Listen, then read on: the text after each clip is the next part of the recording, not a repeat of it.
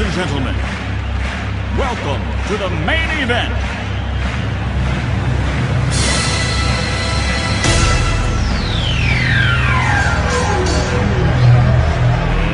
Let's get ready to rumble!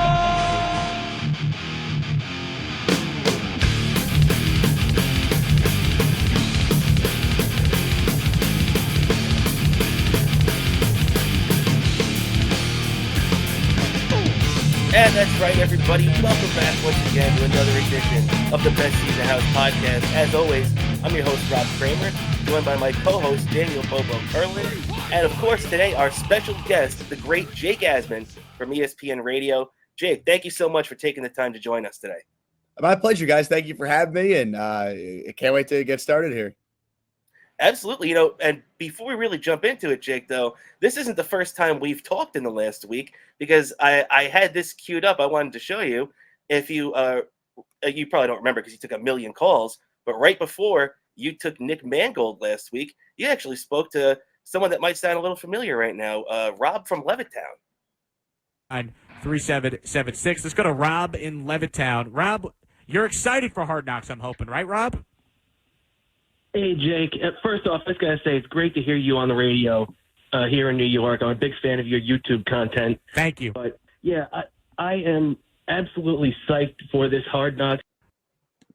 That's awesome. I just wanted to get a little taste there. But I appreciate you calling in, Rob. That's means a lot, and thanks for the kind words and for being part of that show. I got some news I could share with you. Next 1 week from today, next Saturday, I'll be back on 98.7 in New York from 3 to 7. So you got to call back in again. I'm sure we'll talk plenty of Jets that day too. Absolutely, man. Especially, as we're getting closer to this Hard Knocks thing. But before we even get into that, Jake, you being a diehard Jet fan as you are, it must have been surreal earlier this offseason when, as you mentioned on your show, in a span of 48 hours, you had Joe Klecko, Darrelle Revis, both going into the Hall of Fame this year on your show. And then you got that little controversy that came out of it where Revis kind of went crazy on Twitter. Man, that must have been a surreal moment for you. It really was. And, I've been involved in some interviews that have, gotten some attention, some headlines and whatnot. But, typically you kind of know, when you're doing it, what question to ask that will create the controversy or create the headline. And what was so fascinating about the Klecko Revis stuff is, the question I asked Klecko that set Revis off was, how cool is it to be going into the Hall of Fame basically with another all-time great Jet? And we didn't know, obviously, the backstory that, Revis was annoyed at something Klecko, I think jokingly said when they were finding out back in January they were going into the Hall together. So it was just very odd because typically, when you have a question, you ask a guest, hey, that might be something that an outlet will pick up, or no one knew that story before. Maybe there'll be some media that covers that. But the fact that it played out the way it did, I got done with the Klecko interview, and I thought nothing of that interview, that it would lead to everything it did. And ultimately, we got Darrelle on the show, as you said, 48 hours later. So it was a wild time. I'm glad we had both on. And 2 weeks from tonight is the Hall of Fame ceremony in Canton. So I'll be there, and I can't wait to see both of them again in person. Yeah, that really was so cool to see, and definitely, as you just said too, it's going to be even cooler going in there. And 2 weeks from tonight, the Jets are in the Hall of Fame game. They got the Hall of Fame ceremony, so it really is going to be awesome. And and you put your stamp on there, man. So you're getting up there. You're the Jets' go-to YouTube guy, Jake. I hope you know that. I appreciate it. The one thing I try to do on my show is I'm a radio guy, right? I don't know how to really do the cool YouTube video edits and all the different things like that. So I just try and treat the Jet show every day. It's it's a Jet talk show. I'll come on, whatever the topic of the day is, and then we'll open it up to calls, texts. The comments are kind of like a text line or tweets, and the video call line, that's like taking a call on radio, like you did when you called in last week. To 98.7. So I appreciate the kind words, man. And it's never been a better time than right now to actually be a Jet fan. So it's very exciting with the season coming up. No doubt about it. We always said too that it's going to pay off. Our diehard, Jet fandom is going to pay off one day. It may take a long time, but when they finally do win and everything clicks, it's definitely going to be awesome. But no doubt. Earlier this week, the Jets reported for training camp, and the Giants, as we'll get to in a minute, as my buddy is a diehard Giant fan, they report next week. What are your first impressions of these first couple of days of training camp? I know one thing that jumped off the page to me was Michael Clemens walking in with, shirtless with the bat wrapped in barbed wire. That was an awesome scene. Yeah, you're 100% right. I guess what has really stood out is that, like, holy crap, like Aaron Rodgers is actually a Jet. Like, you're seeing him take the field earlier in front of fans, and it's like, the king has arrived with the ovation he's getting from the Jet fans at the first practice that's open for fans today. It really is surreal. And I guess the big takeaway is, as far as like on-field stuff, Mekhi Becton's healthy and he's practicing, and they're going to legitimately give him a chance to get left tackle reps, and we'll see what happens. Dwayne Brown, after missing the first couple of days due to personal reasons, he's now back. So, the left tackle competition is going to get underway. And I guess some of the other takeaways, Jermaine Johnson changed his number now that Denzel Mims is gone, back to number 11. They're listing him as a linebacker now. So we'll see how that impacts what they want to do defensively. So it's only been a couple of days, but there's already a bunch of different things, if you're a Jet fan, you're paying close attention to. Wow, I thought I'd been pretty locked in too, but I didn't notice that Jermaine Johnson went from 52 to 11. That's that's pretty cool. I like that. That's I like to, back in the day, you wouldn't really see, a lot of defensive players taking numbers like that. Even Sauce having number 1 isn't something you would have really seen that much back in the day. It's kind of cool that they're letting it's a little bit more free with letting the players pick whichever number they like.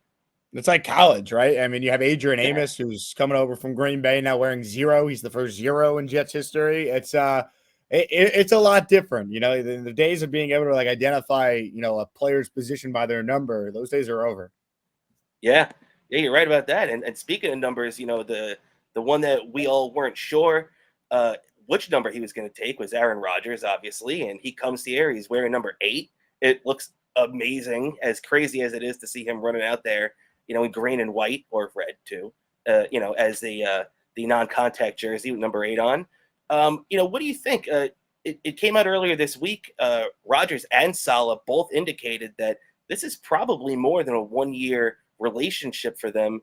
What do you think of that? And does, if they win a Super Bowl at the end of this year, impact that too? Well, it's interesting because when Rodgers talked about this recently, yesterday, I think he was on DiPietro and Rothenberg on 98.7. He said it'd be a disservice to the Jets if I just played 1 year. And then he's like, well, if we have a magical year, maybe something like that could change. So, yeah, they win the Super Bowl. He can do whatever the hell he wants. He wants to retire. Like, whatever you want to do, Aaron. If you win it all year 1 with this team, every Jet fan will totally understand. That being said, even if they do win it all, I still think there's a chance he would want to come back. He'd be having so much fun. And what's better than winning 1 with the Jets? How about 2? Like, Tom Brady won the Super Bowl year 1 in Tampa. He played another 2 years after that. So I've always felt like he's going to be a Jet for at least 2 seasons. So I'm not surprised Salah said what he said. I think when we see the reworked contract as well, whenever they announce that officially, I think it's going to be overwhelmingly obvious. It's structured like it's going to be maybe a 2 or 3 year commitment. So I'm not surprised, but still, it is surreal as a Jet fan hearing this guy talk about playing for your team. He wants to be here, and he thinks he could play for plenty more years. And I think if you're a Jet fan, the goal is to win it all during this time that he's here. And knowing that, hey, it doesn't necessarily need to be just one and done this year, I think that's exciting if you're a fan of this team. Yeah, I totally agree. It at least gives us a window, that 1 year, that's a lot of pressure. That's a lot of pressure. And I really, even though obviously the ultimate goal of this season is to win a Super Bowl no matter what, you wouldn't go out and get Aaron Rodgers if it wasn't. But, from listening to your show and everything, I couldn't agree more with what you've been saying. Like, look, let's win the division.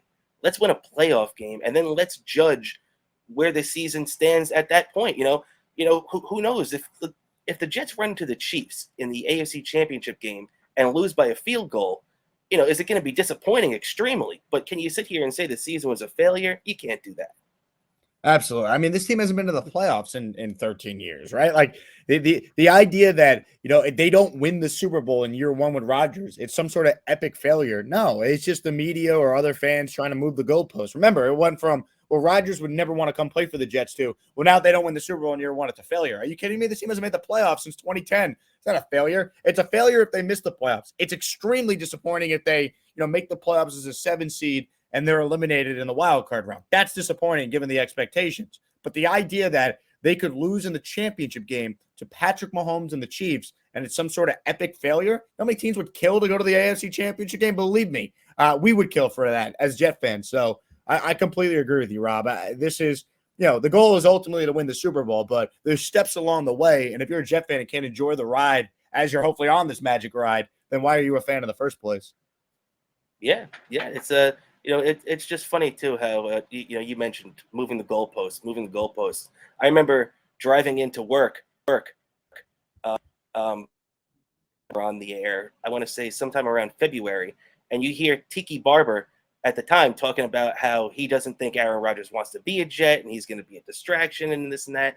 And then it just turned into as the clip that I always hear and crack up at when you put people in the shadow realm. You hear Tiki Barber talking about how he thinks that,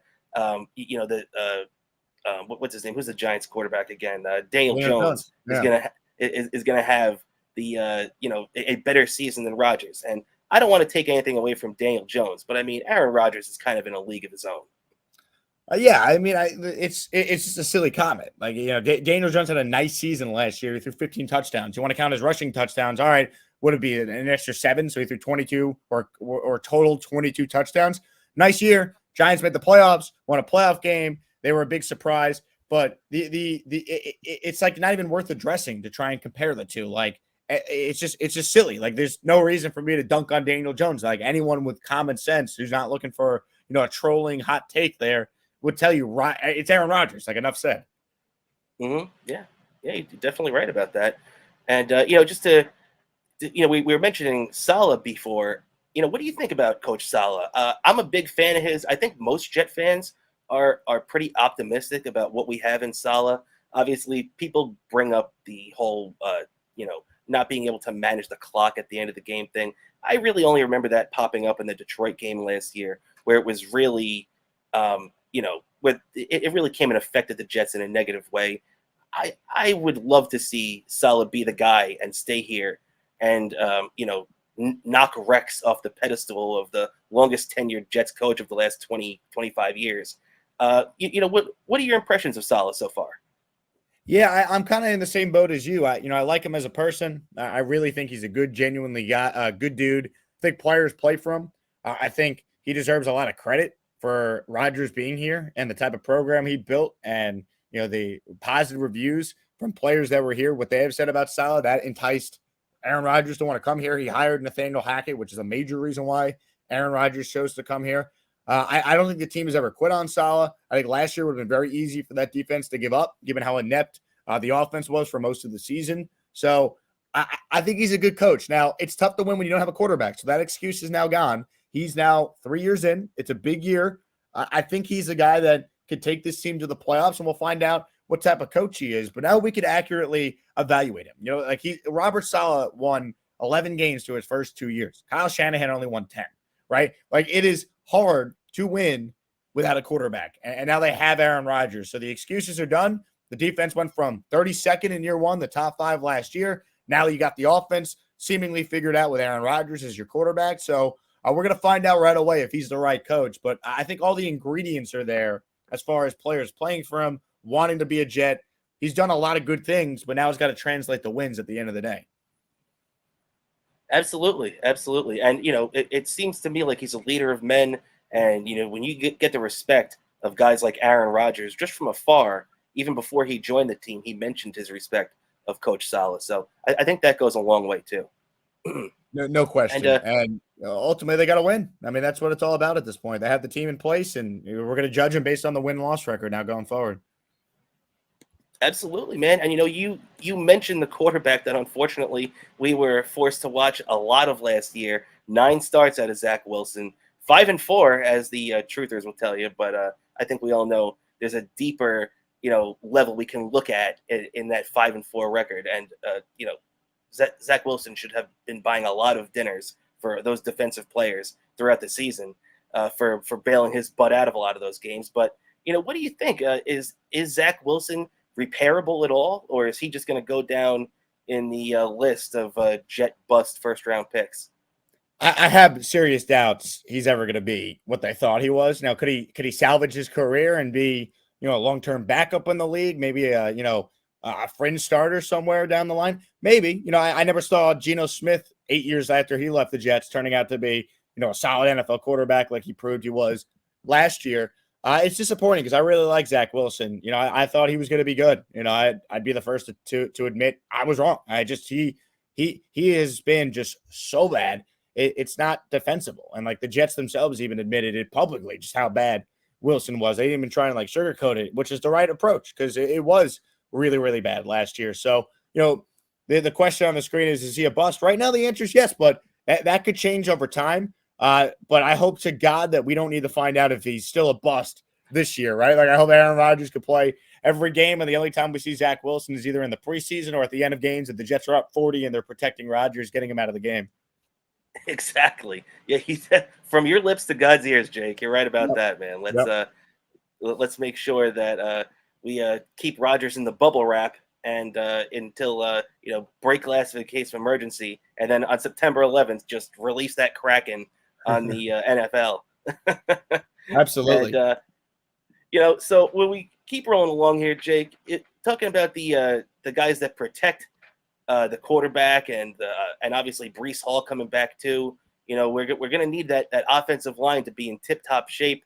What do you think coming out of training camp we're going to be looking at? Do you expect a guy like Joe Tippmann to win that job? I was listening to Rich Zamini the other day, and he still feels like Connor McGovern is going to be taking that center spot.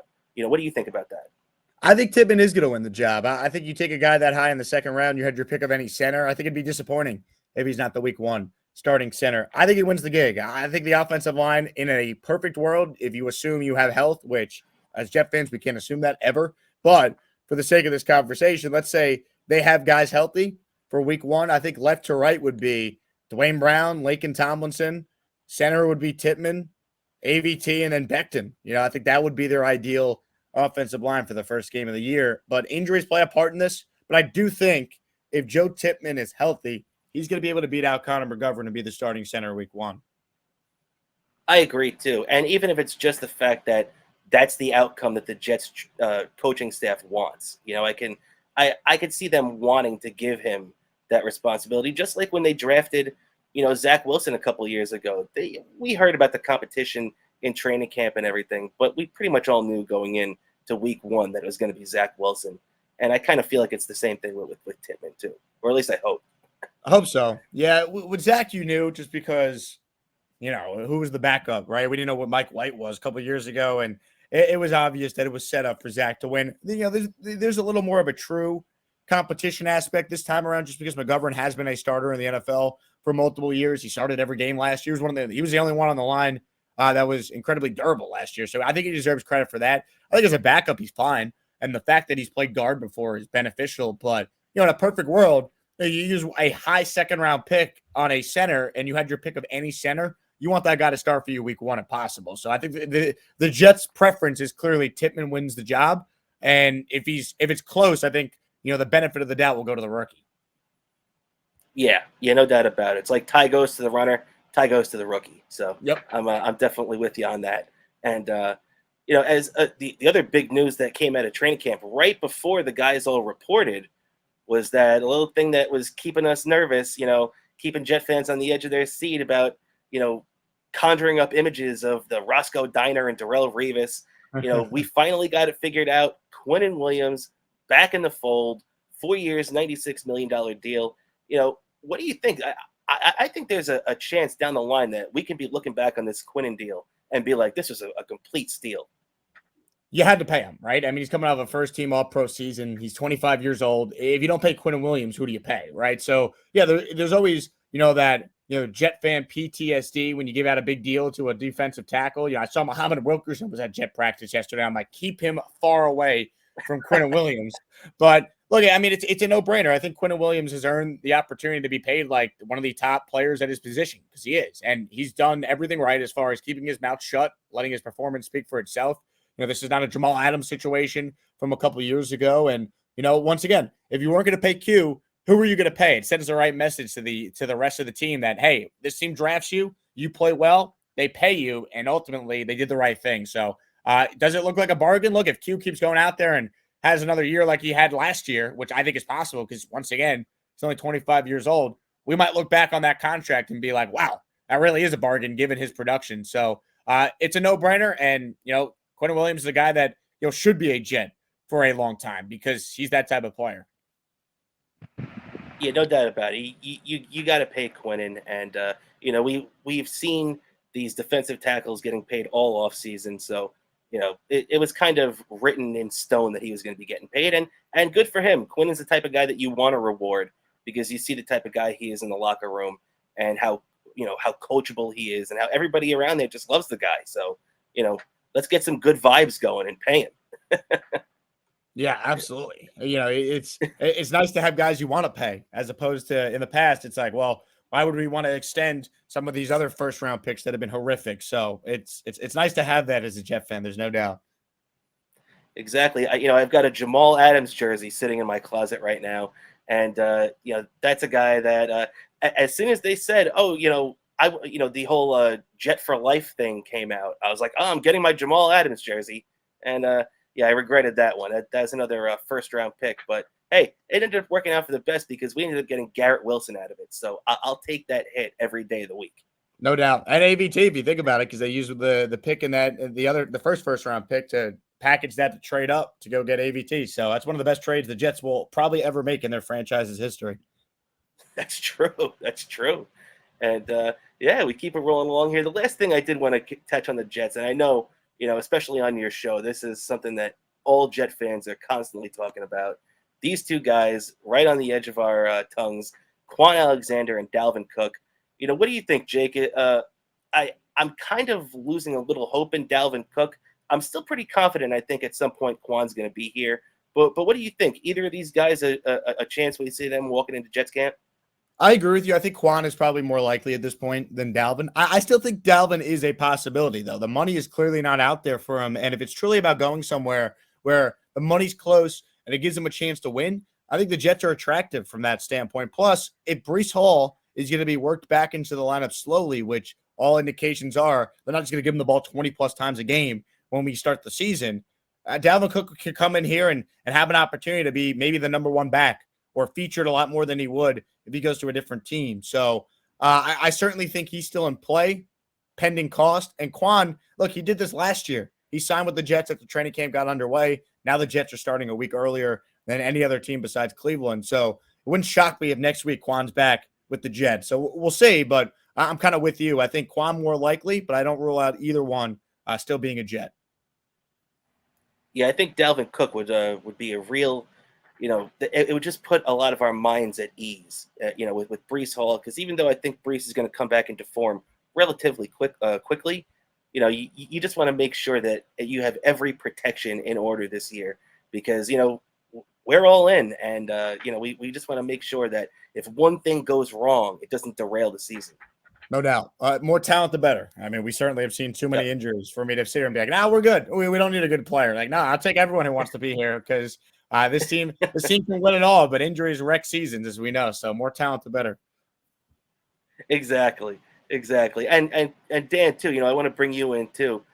Feel free to jump in. We're going to be jumping onto your Giants now, man, as real quick. The Giants start next week, next Wednesday, the 26th. And right now, we were just talking about the holdout that the Jets had to deal with Darrelle Revis in training camp. Now the Giants are going through a holdout. Jake and Dan, what do you guys think? Will Saquon Barkley hold out for this whole season? I Jake feel first. hearing the worst right now. Just everything I'm seeing on Twitter. He removed everything Giants related in his Twitter bio. It just looks like it's going to be the worst. And I have the question, do you think the Giants have enough depth at running back to make up for this void that pretty much Saquon Barkley, I fear, is going to be inevitably going to leave? Because it looks the right wall looks.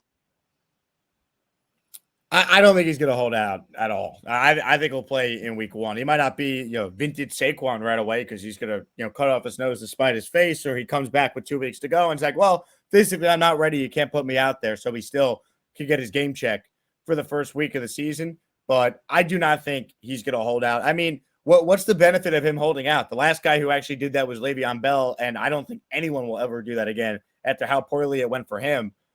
Look, Saquon's pissed. I understand that, but ultimately, the Giants did the right thing not giving him a long-term deal. Now, I wonder what he was asking for and what the Giants' final offer was. Until we have that, it's tough to say who's right, who's wrong. But, ultimately, I don't think Saquon Barkley is dumb enough to turn down, $650,000 a week to sit out. He still has a chance to make $10.1 million this year. Plus, as a second overall pick, he got a guaranteed $35 million when he was drafted, which is more than most of these running backs ever make. So I can't sit here and be that upset for Saquon. I don't think he's dumb enough to sit out the whole year. I think he's back and he plays week 1 against the Cowboys.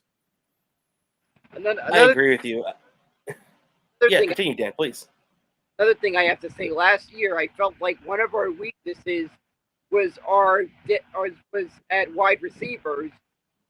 Do you think we filled that hole at wide receivers this year that we were lacking last year? I think it really depends on what you're going to get from Jalen Hyatt, who I liked a lot. He was a projected first-round guy at the beginning of the draft process, and he was there in the 3rd round. And really, a lot of the receivers they had last year they brought back, but they added Darren Waller. Now he's a tight end, not a receiver, but this guy, when he's healthy, and that's obviously the major question with him, he's as good as any tight end in the league as far as like his production. If you look at some of his all-pro level seasons, so I think he's the key to the offense. If Darren Waller can stay healthy, I think that's an absolute steal. The Giants got they traded a 3rd round pick to get him. So I think it comes down to that. Can Darren Waller bounce back, stay healthy? And then I think there's another level to this offense. And Daniel Jones had a nice year last year. It was a nice year because it was so unexpected. Now he's being paid $40 million a year, year 2 in Daboll's offense. You're saying we think there's another level this guy could get to as a quarterback. We got to see it. Last year was a big surprise, but if Daniel Jones replicates the exact same season from a year ago, that's not going to be good enough for this team. So he's now got to take another step forward, and as you see on the screen there, be one of the driving forces of this offense. And I question whether or not he could do it. I don't rule it out. He's certainly talented. He works hard. Daboll's a great coach, but that's really the next step for the Giants to get to, because if he can't, well, then in 2 years, you're going to be looking to replace him because you're only going to be able to go so far without the guy that could elevate your team to the next level. Yeah, it's true, man. And I really think, too, that, we are really going to see the focus come on Daniel Jones this year without having Saquon Barkley being there to take a lot of that pressure off of him. So it's really going to come down to, the Giants' offensive line giving Daniel Jones as much time as he possibly can and just getting that, the chemistry with this receiver group, too. They have a lot of bodies in there. I mean, I don't know how much better their wide receiver room is than it is last year, but it's definitely got a lot of people in it. And I mean, I don't even know if you saw this, Dan, but the Giants signed actually former Jet James Robinson to help out, I guess fill in for Saquon, but also former Cowboy and Bill Cole Beasley. What do you guys think about that? About those signings? I think Beasley actually could help, but as a Jet fan watching James Robinson last year, nice guy, still young, but he has not recovered from that Achilles injury, and maybe another year away from that, his explosiveness will return. But that to me was like a nothing burger until I see otherwise. But Cole Beasley's productive, man. Everywhere this guy's been, he gets on the field, he'll still make big plays. So I like that signing for the Giants. Yeah, me too. What do you think, Dan? I'm excited about that. I feel that just gives us a nice step at wide receiver. I'm excited to see what this guy could bring. I'm probably going to be looking at a little preseason a little more closely than I usually do this year because of everything going into the season. It's usually not easy to watch preseason because I just feel like most of the time you don't really see much of the big stars and how they're faring. It's really mostly just the backups. It's like the point that I just said. I don't think I've ever in my life purchased a ticket to a preseason game. Only time I went to a preseason game, it was when they were doing like a big at Bryant Park. They were giving out tickets. There was like the whole big announcing naming rights to the stadium, MetLife Stadium, right? They were giving out tickets to the preseason game. Giants and Jets. I went, but I've literally never actively gone on StubHub and purchased tickets to a preseason game. But this is gonna be a very interesting going into. Also, I have to ask a question. Did, how do you feel about the Giants their defense this year?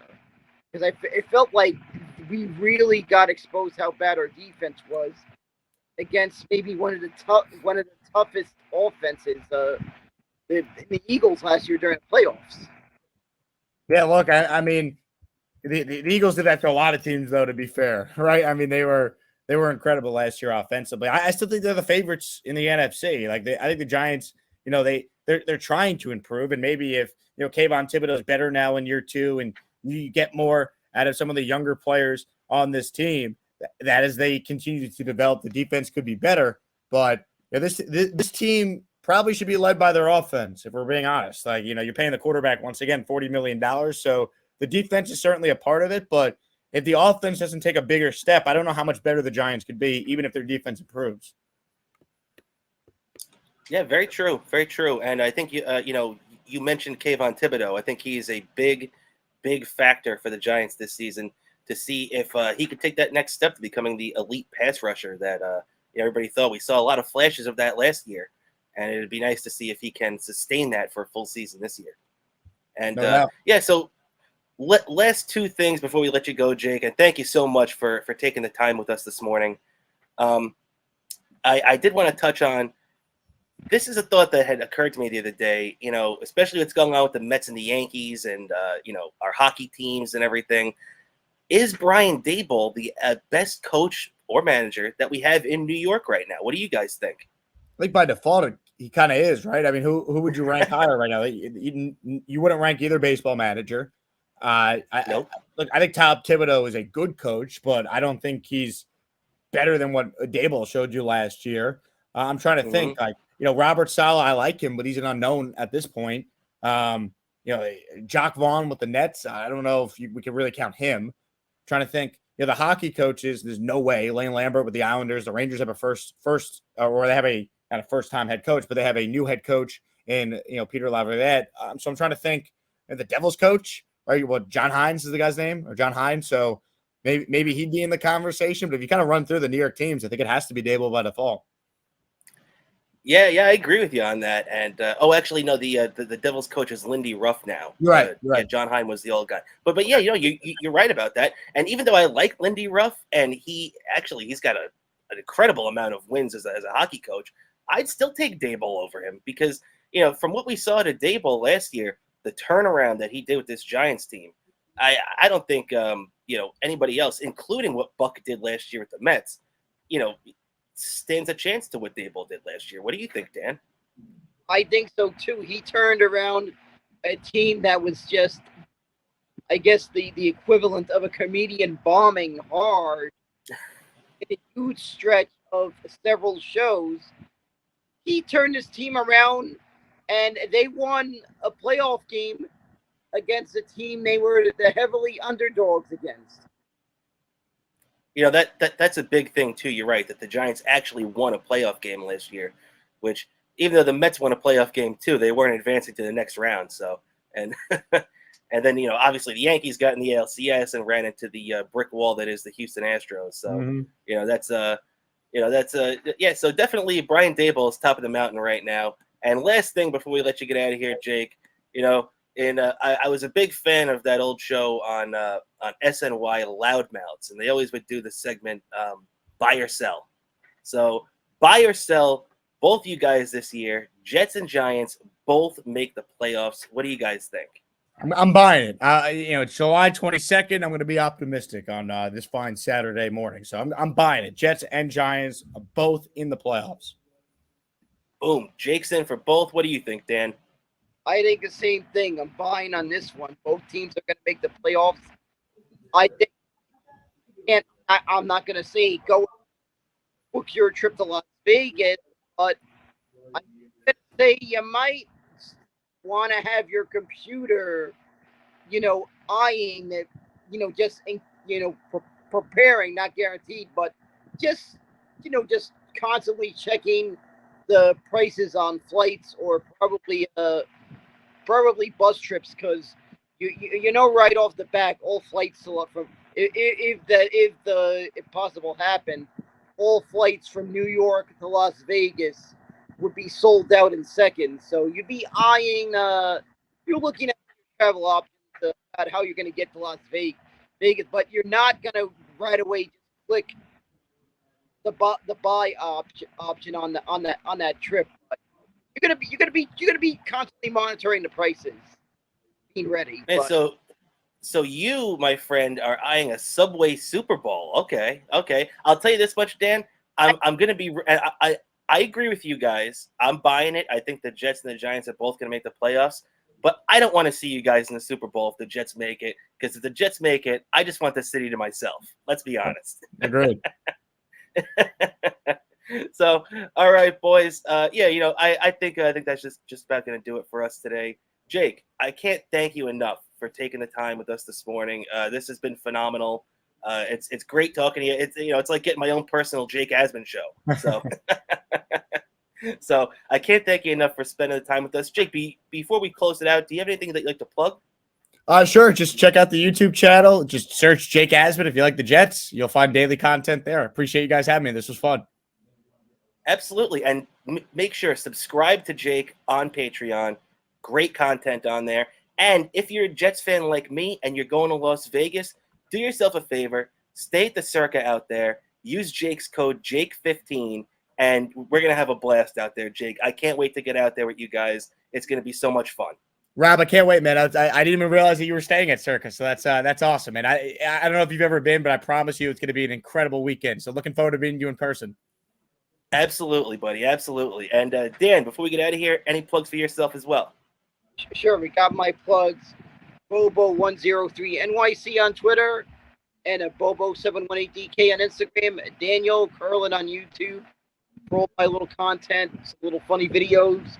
I'm even in the works of probably putting together a funny sketch with integrating Robert into one of these sketches, because I filmed a sketch on YouTube that won a sketch competition on the Eastside Dave show, and I thought it was just I was rewatching and I gotta make another one. Exactly. So that's gonna do it for us today. As always, I'm your host, Rob Cramer, with my co-host, Daniel Bobo Curlin, and the great Jake Asman from ESPN Radio. Thank you so much for joining us today, everybody, and we'll catch you next week.